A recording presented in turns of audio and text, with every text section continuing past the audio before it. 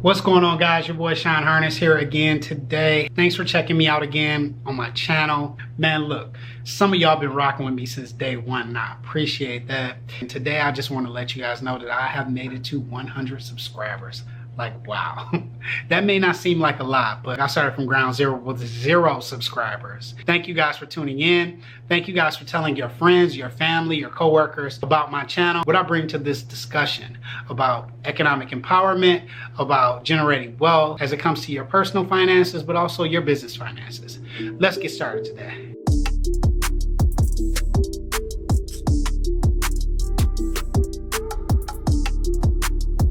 Hey, welcome to my channel. My name is Sean Harness. For those of you who are new here, just checking me out on this channel, I am a business strategist, also an engineer. After attending college, I had a chance to work for several Fortune 500 companies. While there, I had a chance to climb the corporate ladder, meet some great mentors, and truly learn what it takes to build and generate wealth. Although this is a money channel, let me give you a disclaimer that I will not be able to solve all of your money problems. However, what I will be able to give you is some great tips as it relates to being more successful financially within your career, also within your business, within your nonprofit, within your startup. If you haven't already, go check out my website, seanharness.com. I have a free 3-day money video course there called the Mindful Money Course. It will give you some excellent tips as it relates to leveling up in your business as well as in your career. So go check it out, guys. It's free, 100% free. Today, guys, we're talking about one of my favorite topics, procurement. So to back up, definition of procurement. So the definition of procurement means to essentially acquire something, right? If we're speaking very simply, let's say that we have a bakery and the main thing that we need to acquire for the bakery is flour. So there's actually someone who has to go out and procure or purchase or get that flour from point A to point B. There are a lot of areas that need procurement. They need someone to physically put together a strategy to go out and purchase something or put together a plan to purchase a bunch of items at one time. So first, I think it's important for me to describe or explain that there are differences between someone introducing procurement and someone who doesn't. And so let's first talk about someone who doesn't introduce procurement. The way that this person generates wealth or makes money, 2 main ways.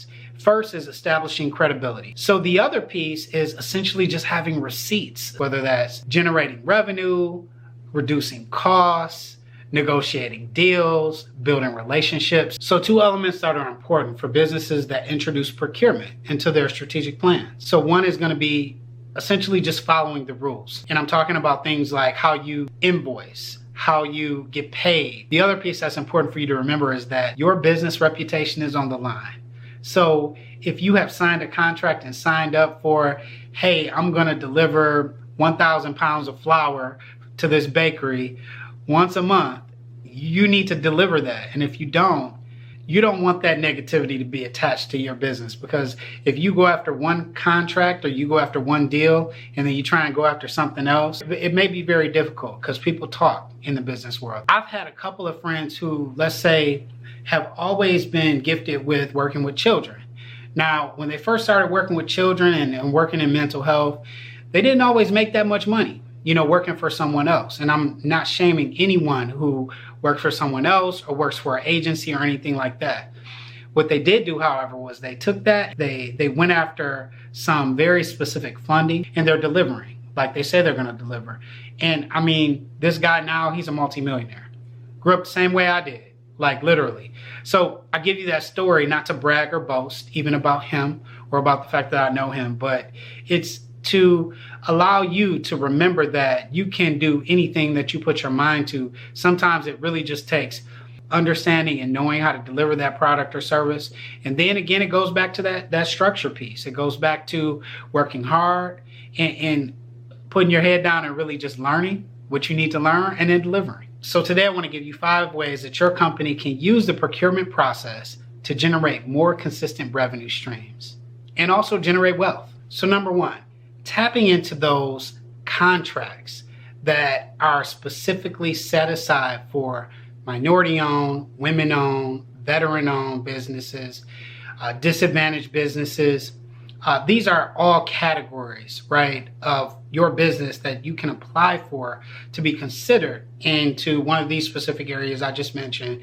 Just so you know, there are already contracts set aside, like millions of dollars, sometimes even billions of dollars set aside for these types of businesses. The piece that's important to keep in mind is that as long as you are a legitimate business, you're delivering on your promise like you say you're going to deliver time after time again, you can make a ton of money. I have met tons of these business owners who are doing very well. Look, even during a pandemic. So number 2, capability and capacity. Believe it or not, there are several companies and organizations that technically just don't have the hands or the time or even the experience, the people who have experience to bring about, say, a product or even a service. I'm going to give you an example.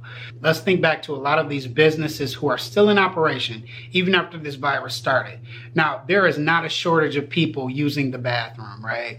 So if you think about that for a second, for those people that are in an office environment, there needs to be someone who delivers soap, who delivers paper towel, who also delivers those cleaning supplies that clean the bathrooms and also clean the office environment, right? You're probably using more of that now. So look, there's someone who actually has to deliver all that. So the person that delivers all that, again, going back to experience, so capability, and then capacity, there are millionaires that have been built on literally just delivering those supplies I just mentioned. So number 3, pure competition. Most people don't actually press go on a business that they're thinking about or have thought about for some period of time, mainly because they're afraid that it's already been done before. But I'm going to give you some news. The way that introducing competition into the business world allows the playing field to be level as it relates to cost. If we're talking about, let's say, cars, right? When you're thinking about going to go and buy a car, now a car, whether it's a BMW or whether it's a Nissan, or if you have, let's say, a mid-sized car that you're looking at, you just going to one person, you only have one price. But if you have other people developing and designing that same car, a lot of those people, sometimes they have to bring their prices down so that the playing field can be level. Because if you're not going to that car that, let's say, costs $10,000, you're going to go to that car that's very similar that costs $9,000. When you introduce competition, some people have to drop their price just a little bit lower, and that makes it more attractive for the buyer. So number 4, tapping into state and federal funding. So look, I've talked to you guys about when you develop a business, a good way to generate wealth is to tap into a policy. So you don't really have to know a lot about, let's say you don't go into politics, right? But you should understand policy, because that's essentially where the money is being moved around, the big dollars being moved around. One example of a state and or federal policy that I'm going to talk to you about is the No Child Left Behind Act. So that was established back in 2002 by George Bush, ironically enough. And the goal for that was essentially to make change for those underrepresented minorities in the education world and give them a level playing field. So these dollars were going to a lot of those organizations who, let's say, would tutor, would offer extracurricular programs to help strengthen the skill level of those disadvantaged, underrepresented minorities. So number 5, and lastly, watch for the trends of future big business. And when I say big business, I'm talking about those next booms. So you remember back in the day, we had an internet boom. Right now, I feel like we're going through like a social media boom. And then we had times where we're talking about, let's say, Uber and Lyft. So these trends in society. So before we get out of here, I'm going to talk about 3 trends that I see that are going to be huge as it relates to this virus and what's going on with people personally and professionally. So one is going to be most definitely mental health, right? A lot of people stuck inside. They haven't seen family. There's been a lot of loss, a lot of death, a lot of that happening as it relates to this virus. Another one is going to be wellness. So any business that's related to wellness. A lot of people have been sitting at home. You've been snacking a lot, haven't been working out. So, you know, there are a lot of, let's say, personal trainers or people looking at good food health So good gut health, and that will allow you to lose weight, look more fit, feel better. And the last one I'm going to say is financial literacy. So one thing that you can say from this virus is that there are more and more needs of people having the ability and opportunity to generate more streams of revenue, save more money, be able to be more nimble as it relates to switching from one job to the next. These are all areas that will be important for us as we move forward, even if we have another pandemic. Hey, look, that's our time today, guys. Thank you for checking me out. When you get a chance, go check out my website, SeanHarness.com. Sign up for that free 3-day money video course to learn more about ways to level up in your business and your career. And until then, peace out.